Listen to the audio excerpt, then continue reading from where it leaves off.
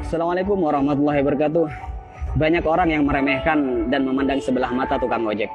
Tapi saya santai saja, karena hidup ini memang tidak pernah lepas dari komentar orang lain. Karena menurut saya, apapun pekerjaan dan profesi kita di dunia ini adalah mulia selama pekerjaan itu halal, dan termasuk sebagai tukang ojek. Menurut saya, ojek adalah pekerjaan yang membuat kita menjadi lebih tenang, santai, bebas, dan leluasa. Karena pekerjaan ini bisa mengatur waktu kita sendiri, dan bukan kita yang diatur-atur.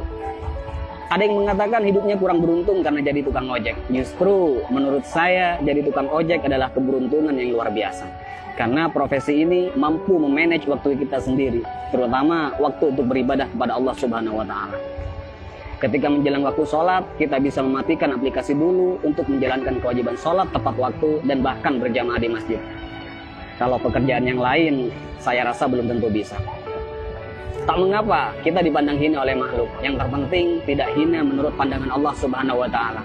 Intinya tak perlu mendengarkan apa kata orang selama profesi yang kita geluti tidak keluar dari yang namanya koridor syariat. Syukuri seperti apapun keadaan dan kondisi kita, dan jangan selalu membandingkan dengan hidup orang lain agar kita tidak menjadi orang yang kufur nikmat. Dan yang perlu diingat, apapun profesi kita tetap harus Allah yang dijadikan prioritas dan tujuan utama. Karena Allah menciptakan kita, wa ma khalaqtul jinna wal insa illa liya'budun. Tidaklah aku menciptakan jin dan manusia semata-mata hanya untuk beribadah kepadaku. Maka apapun status kita, apapun profesi kita dan pekerjaan kita, dan apapun peran kita dalam hidup, niatkan semuanya untuk ibadah kepada Allah Subhanahu wa Ta'ala.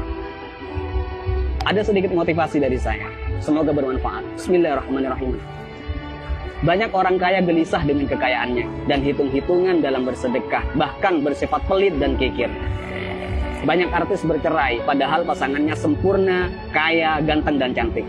Banyak pejabat korupsi padahal puluhan juta gaji dari jabatannya. Banyak polisi yang tak mengayomi tapi malah memeras rakyat. Ada yang mengatasnamakan perjuangan malah menilap dana bos. Banyak pembisnis sukses tapi tidak jujur. Banyak yang masih bergelut dengan riba hanya untuk gaya hidup. Ada yang menguasai banyak ilmu agama tapi gemar bermaksiat dan tak mengamalkan ilmunya. Ada yang gemar berdakwah tapi tak mampu mendakwahi dirinya sendiri. Ada yang suka minum khamr, narkoba, dan berzinah dengan alasan kesenangan. Ada yang sudah berkeluarga dan bahkan punya anak merasa kurang tentram, seolah jauh dari kata sakinah, mawaddah, warahmah. Ada atasan yang suka menyunat uang bawahannya. Ada seorang guru atau karyawan yang suka korupsi dan bahkan korupsi waktu. Ada yang punya proyek dan tidak jujur dengan proyeknya. Banyak dokter, perawat, dan bidan yang tidak lemah lembut, tidak jujur, dan bahkan terkadang tidak memanusiakan pasiennya. Ada yang sibuk mencari dunia sampai lupa pada Tuhannya dan lalai dalam sholatnya. Dan masih banyak lagi kasus-kasus yang tidak bisa saya sebutkan semuanya. Mari kita berpikir, kenapa mereka demikian? Karena dalam hidupnya bukan Allah yang mereka jadikan prioritas dan tujuan utama.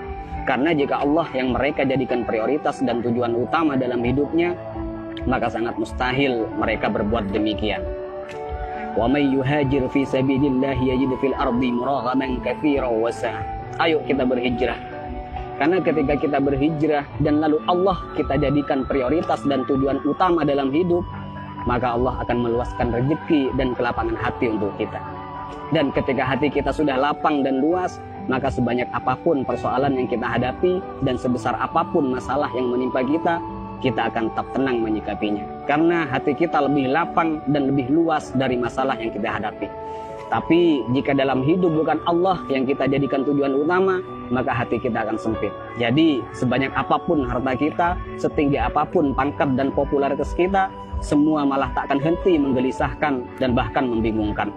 Karena hati yang sempit tak akan pernah merasa cukup dan bahkan akan menjadikan kita sebagai budak dunia yang tak akan pernah ada puasnya. Jadi sekali lagi buat teman-teman, tak usah malu apapun profesi dan pekerjaan kita. Selama itu halal, semua adalah pekerjaan yang mulia. Dan yang terpenting, apapun profesi kita, apapun pekerjaan kita, dan apapun peran kita dalam kehidupan, niatkan semuanya untuk ibadah dan jadikan Allah sebagai prioritas dan tujuan utama. Dan jika kita galau, gelisah, sedih, gundah gulana, hati tidak tenang, maka perlu kita cek. Pasti ada kesalahan dan maksiat yang kita lakukan. Dan sudah pasti kita meletakkan dunia di atas Tuhan. Dan juga saya pastikan hubungan kita dan Allah sudah tak lagi mesra. Jadi kesimpulannya, tolak ukur ketenangan dan kebahagiaan bukanlah kekayaan, bukan jabatan, dan bukan popularitas. Tapi tolak ukur ketenangan dan kebahagiaan adalah tergantung di mana letak Allah di hati kita. Assalamualaikum warahmatullahi wabarakatuh.